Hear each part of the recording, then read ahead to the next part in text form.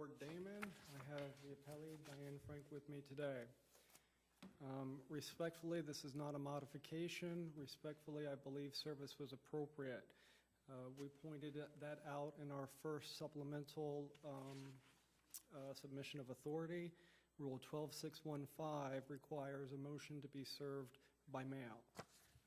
If you look at the record, we exhausted every effort to try to resolve this issue prior to bringing it to court. We served her, and the appellant is an active Florida attorney.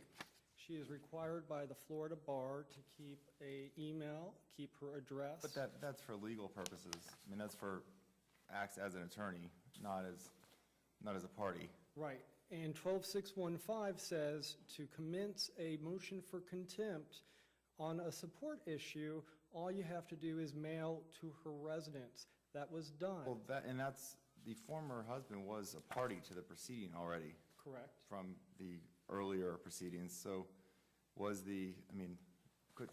mailing have been all that was necessary? Yes. Be going above and beyond, perhaps in a way that Abundance of caution. the former husband doesn't think was sufficient, if that had been required, isn't necessarily relevant, is it? I mean, it's nice to go above and beyond, but as long as you do what's required. I had authority under 12615. In addition, I believe I did everything in my power to advise this person of this action that was going. The only requirement is that within the motion it says what we're asking to do.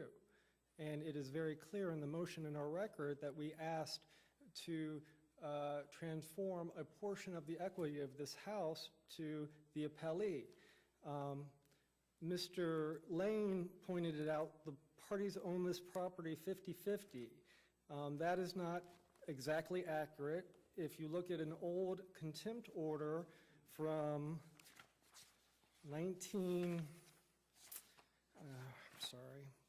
2007, it's record pages 43, 44, 45, you will see that as a result of a previous contempt motion, because this isn't the first time the former husband stopped paying alimony, $40,000 of equity was provided to the former wife as a remedy. So after that juncture, they did not own the house 50-50. They owned the house 50-50, but the appellee owned $40,000 of the appellant's portion. This is not a modification. We did not go in seeking a modification. The cases cited by Mr. Lane, Wiggum and Damien, those involved actual modifications where the court was modifying alimony and changing property rights. This was solely an enforcement of an alimony obligation. And that the court has... So you're suggesting it was previously done? Yes.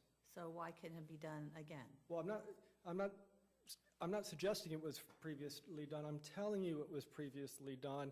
And the circuit courts have very creative powers to resolve contempt. And here you have findings in the order that the appellee was in dire financial straits and she relied on this alimony for her basic sustenance. And the appellant went on a trip, and that trip exceeded the checks that were given to Ms. Frank, or the appellee. So we knew that there was an intent there. And there's a comment made by Mr. Lane that it was a problem with the bank. That is nowhere in the record and probably an inappropriate argument. The jurisdictional issues about publication, where we talk about Davis, that was an initial service by publication. In this case, service was done initially by personal service. So I really don't think that there's a subject matter jurisdiction problem. I believe we have the notice, the due process. I would like to point out a case that this court issued in October. So are you or are you not conceding issue 2? No. You're not 12615. And we provided on March 7th a case that was just decided in December, the week we filed our brief. It's called DOR Baker v. Baker. And it teaches us, it's an opinion by Judge DeMorgan, and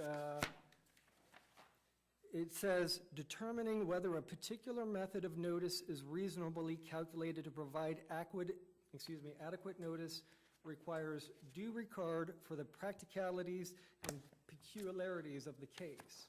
And in this case, it was a bunch of contempt orders that was just mailed out, and this court affirmed that that was appropriate service to hold these folks in contempt, not take their property away, but put them in jail. Well, let me ask you that, because that is the question here.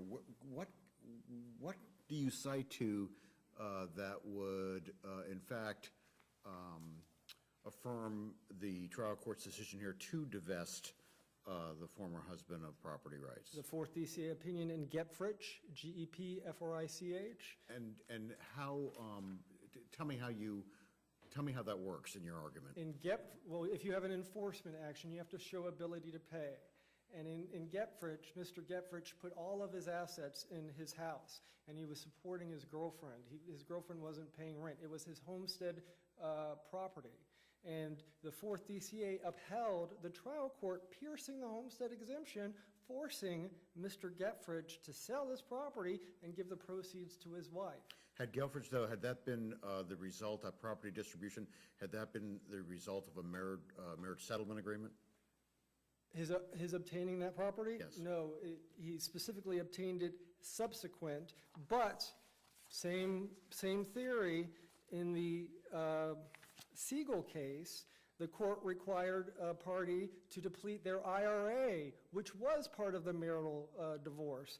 And that's Siegel v. Siegel, 700 Southern 2nd 414. And that's normally a protected asset, your retirement, but that's why the powers of contempt are so powerful. That's why the circuit court has this ability to do this. Otherwise, it would be a lion without a tooth.